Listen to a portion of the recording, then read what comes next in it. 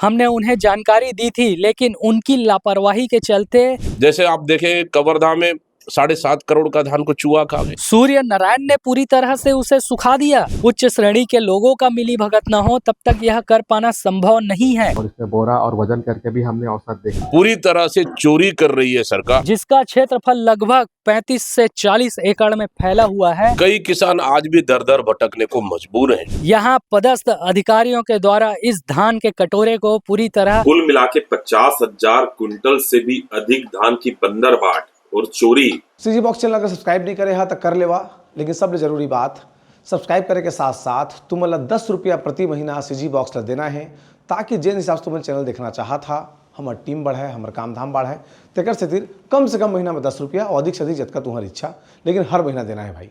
जोहार।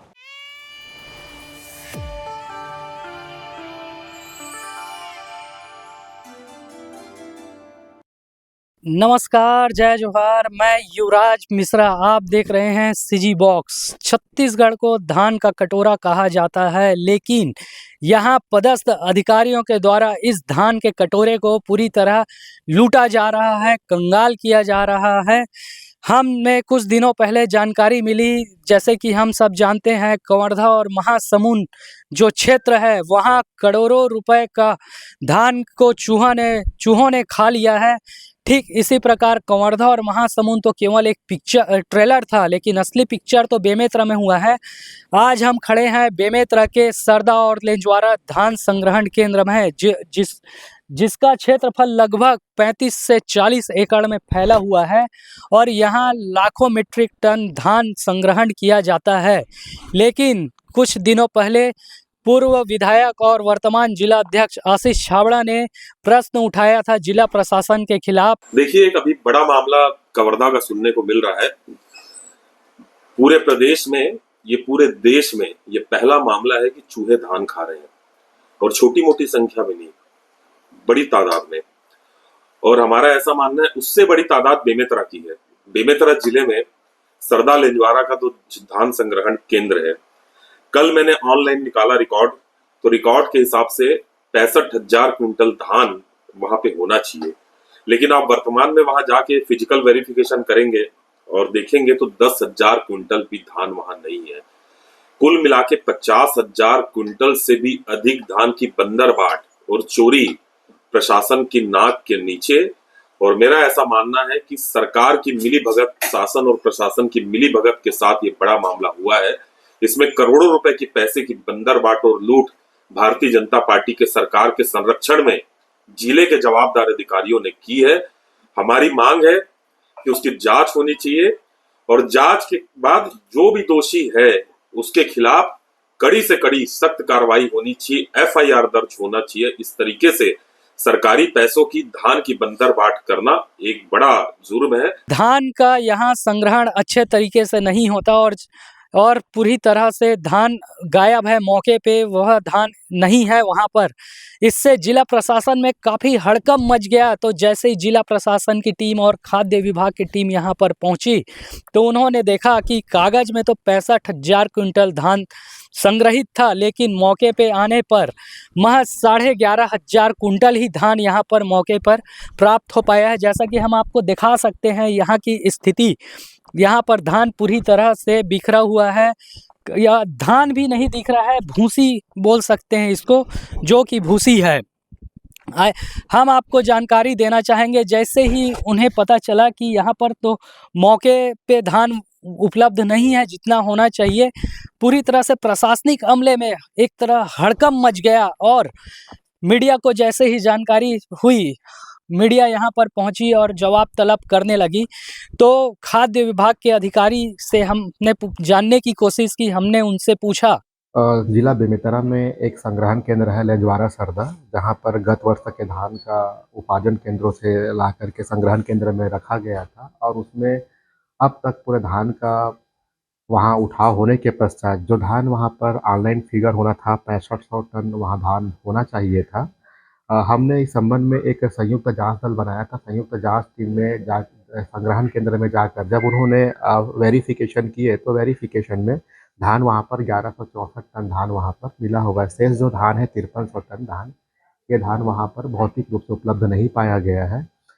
इस मामले में फिर संयुक्त जांच दल ने अपना प्रतिवेदन दिया हुआ है और उसमें उन्होंने संग्रहण केंद्र प्रभारी पाठक को इसके लिए दोषी माना हुआ है। संबंध में कार्रवाई के लिए रिपोर्ट प्रस्तावित कर दी गई है और इसमें अब तक जो मार्कफेड डीएमओ से संबंधित जो संग्रहण केंद्र प्रभारी पाठक उनको प्रभार से हटा दिया गया है। उसके अलावा जो शॉर्टेज के संबंध में जो नियमानुसार वैधानिक कार्यवाही की जानी है, जैसे विभागीय जांच सुनिश्चित करना, पद से पृथक और एफआईआर संबंधी, ये कार्यवाही भी शीघ्र की जा रही है।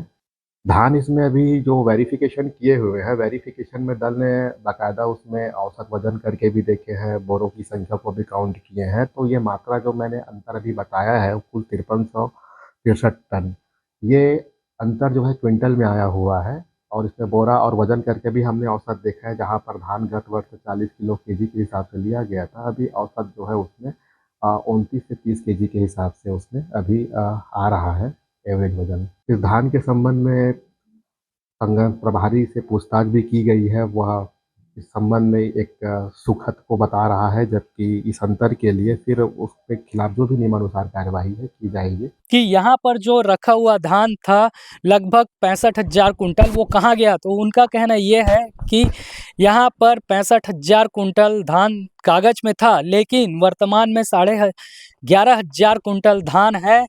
लगभग 53,54,000 कुंटल धान की साल्टेजी आ गई है। तो हमने पूछने की कोशिश की कि ऐसा क्यों है, तो अधिकारी का कहना यह है कि सुखद के कारण यहाँ पर धान कम हो गया। हम उनसे यह जानना चाहेंगे कि कवर्धा और महासमुंद में तो चूहों ने खा लिया, लेकिन बेमेतरा में क्या सूर्य नारायण ने पूरी तरह से उसे सुखा दिया?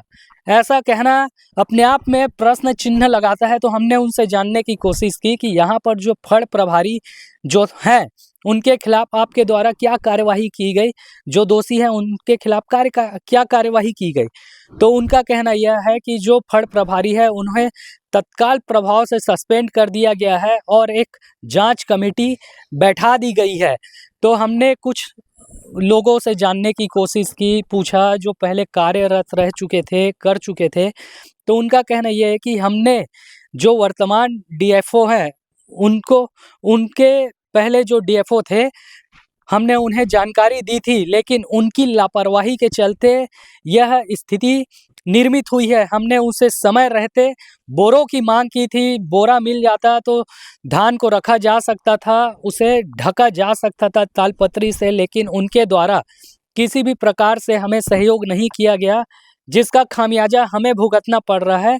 और वह अधिकारी जो है बेमेतरा जिले से बड़े जिले पे चला गया है और अब मस्त आराम से है। हम यह जानना चाहेंगे कि क्या एक छोटा सा अधिकारी इतना बड़ा कार्य कर सकता है? नहीं कर सकता। जब तक के बड़े अधिकारियों का मिली भगत ना हो, उच्च श्रेणी के लोगों का मिली भगत ना हो, तब तक यह कर पाना संभव नहीं है। और वर्तमान में 54,000 कुंटल धान यहाँ पर नहीं है, जिसका अनुमानित लागत 17 करोड़ रुपए बताया जा रहा है। यह अपने आप में काफ़ी बड़ा और काफ़ी सोचने का विषय है कि यह इस तरह से कैसे हो रहा है। यह तो केवल जो आंकड़े आ रहे हैं महज 3 जिलों के ही हैं, महासमुंद, बेमेतरा और कवर्धा का। अगर पूरे प्रदेश स्तर में इसकी जांच की जाए, इसको अगर देखा जाए, तो ये तो 300-400 करोड़ रुपए के ऊपर का भी घोटाला निकल सकता है। इसलिए सरकार को कड़ी से कड़ी कार्रवाई करनी चाहिए और इस विषय पर विचार करनी चाहिए। कांग्रेस पार्टी के द्वारा इसको लेकर भविष्य में काफ़ी उग्र आंदोलन किया जाएगा, ऐसा कहा जा रहा है, लेकिन देखते हैं आगे क्या होता है। देखिए, दो चीज है।